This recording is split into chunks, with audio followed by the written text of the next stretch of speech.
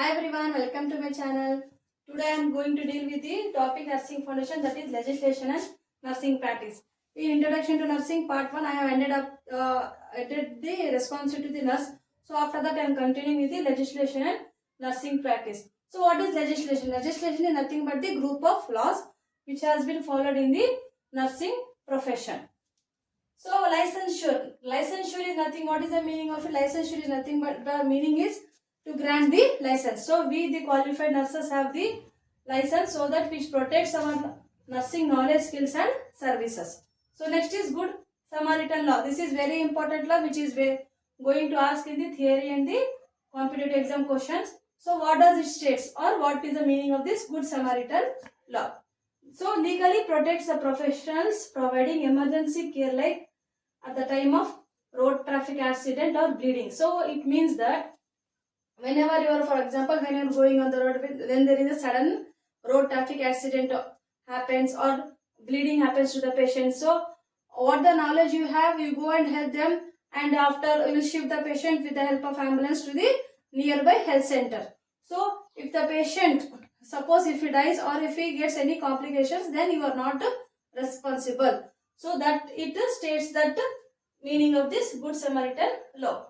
So it protects whatever happens. So what happens, sometimes many members will blame. So she does not know everything. Suddenly she has done everything. She is responsible that this. But this law protects as the nurses at the time of emergencies or the emergency situation. So next is the public health law. What is just as the name suggests, public health law. It is related to the public. So what it suggests it is being carried out at community settings like child abuse, elderly abuse, domestic violence, etc. or at the time of outbreaks. So autopsy. So this is also a very important question. Autopsy is nothing but the post-mortem which is done at the medical legal cases. So death with dignity, or it is known as physician assisted suicide. As the known as physician assisted suicide, it means that carried upon verbal or written request of the patient at the terminal stage of illnesses where when recovery is not possible. So what happens when the patient is in the last situation or at the time of critical situation, critical illnesses, what happens because of the health issues or due to that depression level, what happens, the patient himself gives the verbal or written request to the doctor that I want to end life or I don't want this sufferings. So at that time what happens, the physicians, what they will give, they have the rights to give the medications to the patient to end their life. So next topic is the legislation issues in nursing. So first one is the torts. So what is torts? It is nothing but it is a harm or injury to a person or property or rights for which the injured party can seek compensation or damages in a civil court. So torts, these are the types of torts. It is intentional torts, unintentional torts and quasi-intentional torts.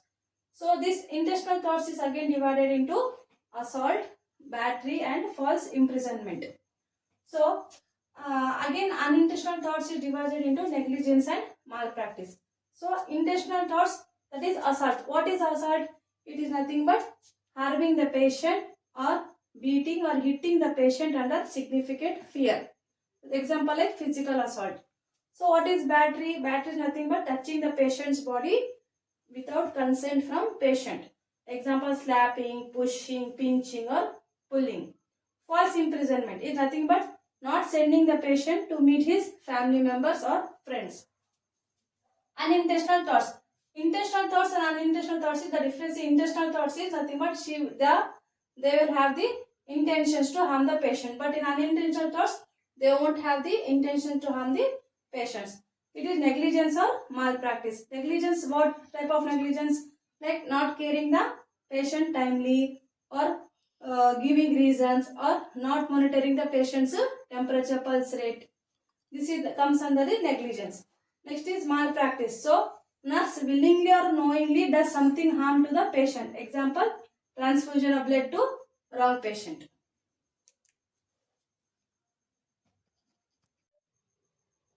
So next thought is the quasi-international thought, intentional thought. It is divided into two types: invasion of privacy or defamation of character.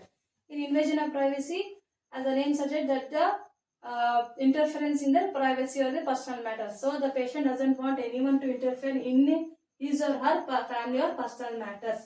Or in the other way, you can say that releasing patient's information to anyone without his or her consent.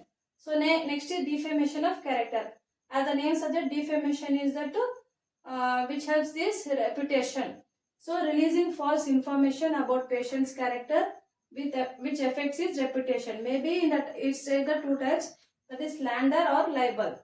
Slander, when the information is being defamated in the verbal information, then it is known as slander.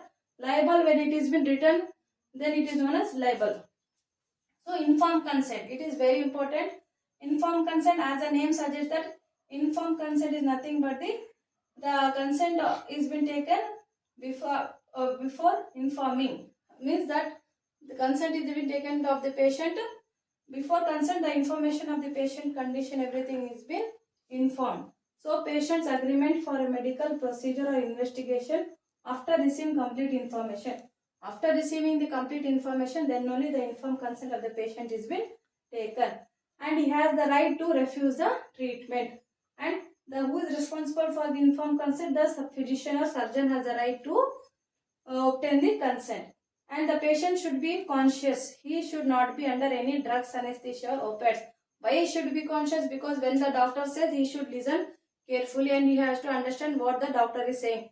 When he is in the sedatives or anesthesia or opiates or drugs, he don't have that ability to understand or think the patient will be in the drowsiness. And then it should be explained in the local language. It should be explained in the local language so that he can understand clearly. At the time of explanation, it should be one witness should be present, so that sometimes when doesn't understand the patient, the witnesses like their wife, children can make him understand. So that's why a witness should be present. So this is about the legislation issues in nursing. Okay. So thank you. Please like and subscribe to my channel, and please follow me on Facebook and Instagram.